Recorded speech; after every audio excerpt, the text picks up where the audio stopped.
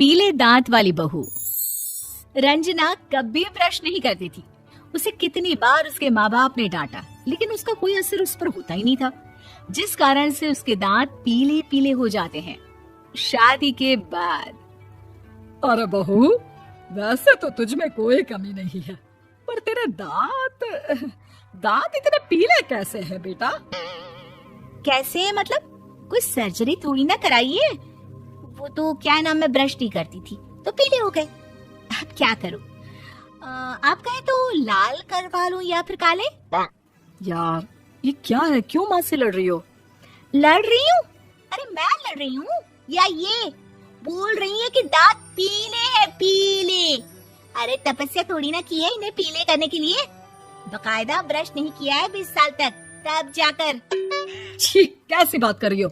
ये उस वक्त तो पीले नहीं थे जब हम लोग तुम्हें देखने आए थे। अरे तब साफ करवा लिया होगा डेंटिस्ट के पास जाकर। अब देखो कैसे पीले पीले लग रहे हैं। रंजना सास की तरफ गुस्से से देखती है। फिर शुरू हो गई पीले पीले पीले। अरे पीले तो तब भी थे जब मेरे हाथ का रसगुल्ला उड़ा उड़ा कर खा रही थी और बोल रही थी, लड़की नहीं गुणों का खजाना दे रहे भाई साहब आप।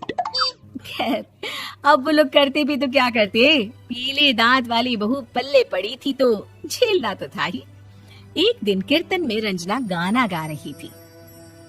अरे कमला बहन, माँ का द्वार है, यहाँ तो सब शुद्ध होकर आते हैं, फिर अपनी बहू को ब्रश भी नहीं करवाती तुम।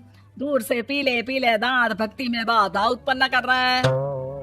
अरे कोई 2 साल के बच्चे थोड़ी ना लेकर आई हूँ मैं बहू बनाकर।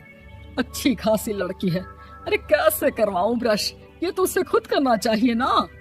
अब माँ बाप तो इसके जैसे तैसे निपटा दिए, ये नहीं सोचा कि सास कैसे संभालेगी। सास बहू को लेकर घर आ जाती है, लेकिन सोच लेती है कि अब इसे लेकर कहीं नहीं जाएगी। अगले रोज बहू कहती है, अरे क्या हो गया, मंदिर नहीं जाना क्या? कीर्तन का वक्त हो रहा है। मेरी मधुर वाणी से कान्हा जी जागते हैं और सोते हैं। आप तो जानती है ना उनकी भक्ति में कितना मन लगता है मेरा। वो क्या है ना, तबीयत ठीक नहीं लग रही है मेरी, आराम करूंगी मैं। तबीयत ठीक नहीं लग रही? अभी तो मिथुन के गाने पर नाच रही थी आप, और अब बोल रही है कि तबीयत ठीक नहीं लग रही। अरे भक्ति में मन लगा लो सासू माँ, ऊपर जाना है, क्या मुंह दिखाओगी आप? हाँ? सास को बहू की बात पर गुस्सा आ जाता है। मैं क्या मुंह दिखाऊंगी, इसकी चिंता तो ना कर, समझी? अपने मुंह की चिंता कर, जो ये पीले पीले दांत लेकर हर जगह पहुंच जाती है। पता है लोग कितना मजाक बनाते हैं। ना जी ना, मैं नहीं जाना कहीं तेरे साथ। तो ये बात है, कोई ना, मत जाओ, मैं अपने कमरे में ही बैठकर भक्ति कर लूंगी। ऊपर वाला दांत थोड़ी ना देखता है, मन देखता है, भावना देखता है। और अरे बस बस, तू सब कुछ दिखा, बस ये सफेद चमकदार दांत ना दिखाना किसी को, है? जा यहाँ से। बहू को सास की बात का कोई फर्क नहीं पड़ता, वो तो जैसी थी वैसी ही रह जाती है। सुबह नहाकर किचन में खाना बनाना, फिर खाना खाना, कीर्तन भजन करना और सो जाना। एक दिन, माँ जी मैं सहेली के घर जा रही हूँ, शाम को लेट आऊंगी। हाँ हाँ तो जाना, मैंने कौन सा तेरी आरती करनी है घर पर बैठकर। रंजना सहेली के घर जाती है, जहाँ वो पार्टी में जाने की तैयारी कर रही होती है। अरे शिखा, कहाँ जाने की तैयारी कर रही है? मैं गलत वक्त पर आ गई क्या? अरे नहीं यार, उल्टा सही वक्त पर आ गया। मैंने ये साड़ी और ज्वेलरी निकाली है यार, शाम को इनके ऑफिस की एक पार्टी में जाना है। बताना कैसा लग रहा है ये सब? नहीं यार, इस ड्रेस के साथ तो वो वाली ज्वेलरी अच्छी लगेगी। हाँ हाँ सही बोल रही है, मैंने ध्यान ही नहीं दिया। वैसे तो हमेशा से मस्त फैशन सेंस रखती है। तो बड़ा जाती होगी ना पति के साथ पार्टी में। रंजना कुछ नहीं बोलती, बस सोचती है कि यार काश ये बात सही हो जाती, पर मैं क्यों नहीं जाती पार्टी में? क्या इन लोगों की कोई पार्टी होती नहीं होगी? रंजना घर आती है और रात में पति से सवाल करती है, एक बात बताइए, आप मुझे किसी पार्टी में क्यों नहीं ले जाते? क्या आपके यहाँ ऑफिस में पार्टी नहीं होती?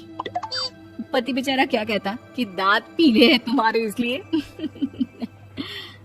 अरे कोई पार्टी होती नहीं हम लोगों के ऑफिस में, तो कहाँ से लेकर जाऊं?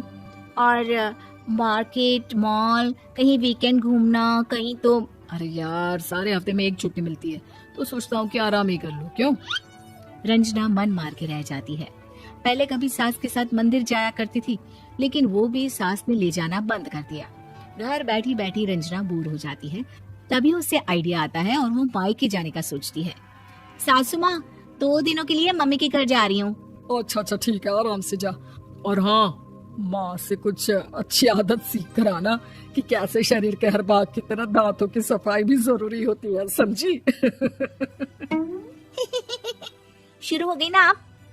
वो लोग आपकी तरह नहीं है कि छोटी छोटी बात का बतंगड़ बना दे। उन लोगों के लिए मैं मायने रखती हूँ, ना कि मेरे पीले पीले दांत। रंजना माँ को बिना बताए उन लोगों को सरप्राइज देती है, लेकिन जैसे ही वो दरवाजे पर पहुंचती है, अंदर देखती है कि घर वाले कहीं जा रहे होते हैं। अब माँ, काश रंजना दीदी के दांतों वाली प्रॉब्लम नहीं होती तो वो भी हम लोगों के साथ चलती ना बुआ जी की बेटी की शादी में। हाँ बेटा, लेकिन अब उसे कौन समझाए कि उसको उसके पीले दांत नहीं दिखते, लेकिन उसके आसपास के लोगों को कितना एम्बैरेसिंग फील कराते हैं। मुझे तो कितनी बार उसके स्कूल की टीचर ने शिकायत की कि उसके साथ कोई लड़की बैठना भी नहीं चाहती, और ना ही कॉलेज में कोई उससे बात करना चाहता था। लेकिन पता नहीं क्यों उसे ये बात समझ में ही नहीं आती। कोई कमी नहीं है उस लड़की में, बस यही कि दांत पीले हैं।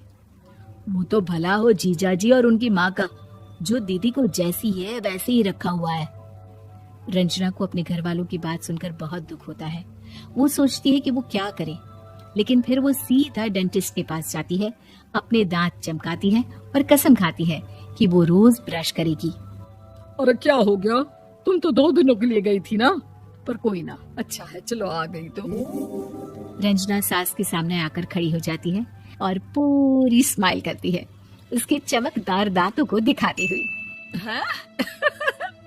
चले मंदिर।